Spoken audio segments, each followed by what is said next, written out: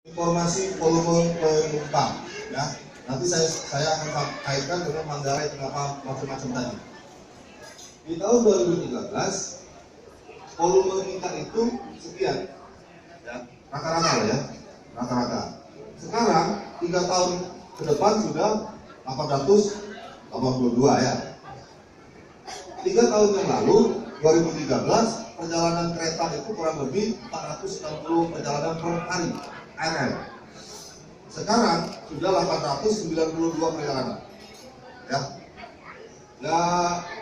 hampir berbanding lurus dengan angka penumpang.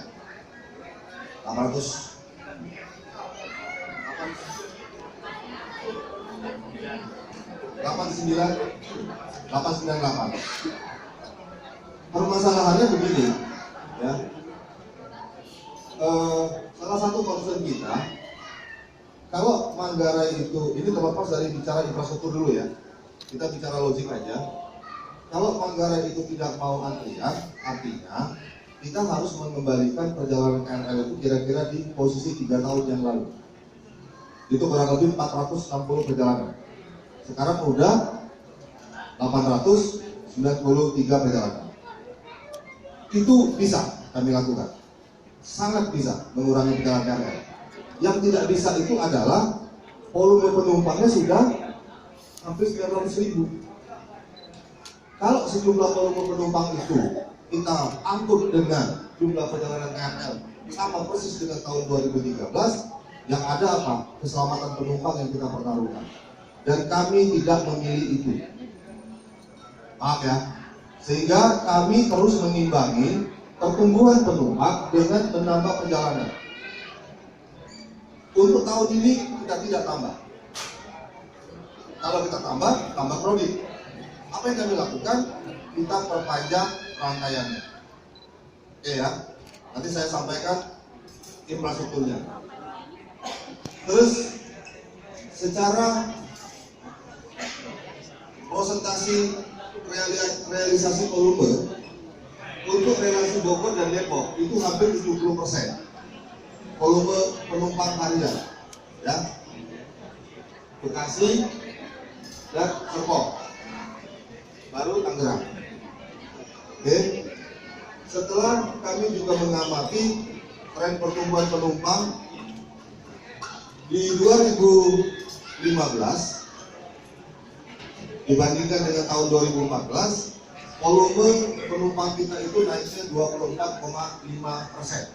Ini volume yang sangat besar, ya. Setelah kami melakukan perpanjangan rangkaian dan lain-lain, mana yang tumbuh? Ya, ini semuanya tumbuh. Artinya selalu datang penumpang baru. Tapi yang paling besar pertumbuhannya ada di lintas Serpong. Serpong sampai 13% tumbuhnya. Ya. Tapi 13% Serpong itu kalau dibanding dengan 3%-nya Bogor, secara agregat volume lebih banyak yang Bogor dan Depok. Ya. Oke, lanjut. Oke, itu perjalanan 897, dulu 507. Ya. Oke, terus lanjut. Terus ini fasilitas dan lain-lain terus. Nah, top dulu. Kenapa emplasemen Manggarai atau emplasemen stasiun dimanapun itu mirip terminal? Nggak bisa. Ya. Jadi jangan kita salah pemahaman. Jadi jangan sama sekali membayangkan stasiun itu kayak terminal. Sehingga semua kereta itu bebas keluar masuk jalur mana saja. Itu tidak bisa, ya, karena kereta api itu dioperasionalkan dengan aturan yang ketat. Mana dia boleh masuk, mana dia boleh keluar.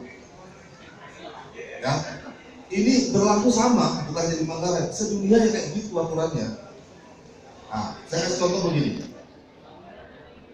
Dari arah Tebet, KRL atau kereta api masuk Manggarai itu hanya bisa masuk jalur 2, jalur 3, dan jalur 5. Dia nggak bisa masuk 1, dia nggak bisa masuk 4. Gitu. Oke. Dari arah Bekasi masuk Manggarai, dia hanya bisa masuk 1, 2, 3, dan 5 dan 7 bisa. Tapi tidak pernah kita gunakan yang 7-nya karena mempertimbangkan kereta dari arah Sudirman. Dari arah Sudirman yang bisa masuk itu hanya bisa 2, 6, dan 7. Dia nggak bisa masuk sembarang kecuali itu. Dari Cikini dia bisa masuk 4, dia bisa masuk 6, dia bisa masuk 7, dia bisa masuk 2. Nggak bisa masuk 1, nggak bisa masuk 3. Ya. Kalau mau kenapanya lagi, boleh nanti datang diatur, saya jelasin tapi di kantor, kayak di sini. Oke, supaya clear pemahamannya ya. Sehingga apa yang dilakukan? Kenapa antrian Manggarai terus menerus? Karena perpotongan jalur atau pengaturan operasionalnya itu, berpindahnya kereta dari jalur yang satu ke jalur yang lainnya itu dalam satu bidang. Itu problemnya kita. Nah, ini sekarang sedang dibangun. Boleh lihat di Manggarai, ini sedang dibangun. Apa yang dibangun? Stasiunnya dibuat 2 lantai. Jadi kalau emplasemen yang sekarang itu kita anggap lantai dasar, nanti naik lantai 1, naik lantai 2. Kalau yang sekarang kita anggap lantai 1, berarti naik lantai 2, lantai 3. Itu akan dibangun oleh pemerintah. Yang dibangun itu bukan masalah stasiunnya, jalurnya pun dinaikkan ke atas. Nanti dari Bogor naik ke lantai 2 atau lantai 1 kalau itu kita anggap lantai dasar. Ya. Sehingga KRL Bogor dan KRL dari Bekasi tidak lagi berpotongan dalam satu bidang. Kereta api jarak jauh pun dipisahkan juga. Nah, kalau itu sudah jadi, baru kita bisa membuat waktu tempuh KRL itu tepat. Selama itu selama itu belum jadi, maka tidak pernah ada cerita KRL atau kereta itu akan tepat sesuai jadwal. Jangan bisa. Ya. Nah, tinggal pilihan sekarang mau tetap naik atau coba moda yang lain. Tidak bisa. Ini saya bukan ngeles, saya ngomong apa adanya supaya pemahamannya sama. Tapi ada harapan setelah itu dibangun, kita berharap itu akan menjadi solusi yang paling tepat. Karena memang kita rencanakan dan bisa itu. Oke, lanjut. Kami secara internal. Jadi nanti karena kami paham betul dalam 2 tahun ke depan itu Manggarai pasti akan terus menerus jadi antrian karena bangunan belum selesai. Ya, apa yang bisa kami lakukan? Kami tidak mungkin bisa menambah frekuensi. Sebetulnya bisa, tapi akan menambah jumlah perjalanan. Kalau jumlah perjalanan ditambah, waktu tunggu semakin lama, antrian semakin lama. Apa yang kami lakukan? Ini. Jadi kita akan menggabungkan, kita akan lebih banyak mengoperasionalkan kereta yang rangkaiannya panjang. Sehingga sampai akhir tahun nanti, transformasi 12 akan ada 18, transformasi 10 akan ada 34. Transformasi 8 semakin turun. Kenapa tidak bisa cepat? Karena kami mempertimbangkan keharusan jumlah kereta yang siap operasi setiap harinya.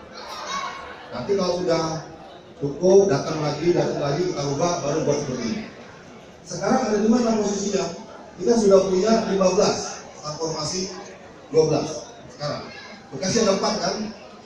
Bogor ada 11. Kenapa lintas Serpong belum? Pertanyaannya. Karena peronnya belum selesai.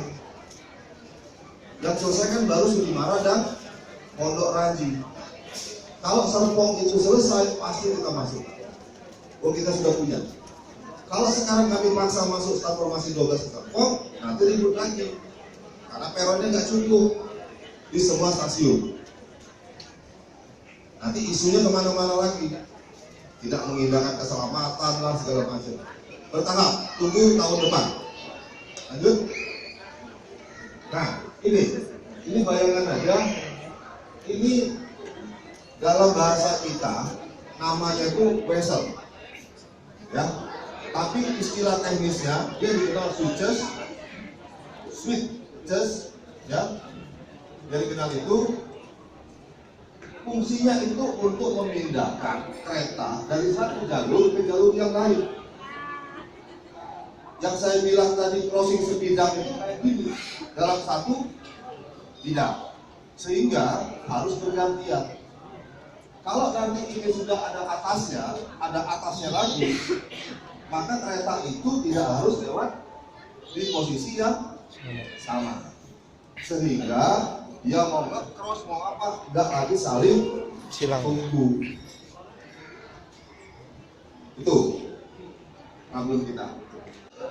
Yang dibangun boleh lihat di Manggarai sudah begitu banyak kontraktor pemerintah yang persiapan pekerjaan untuk ini. Boleh main-main sana di foto-foto.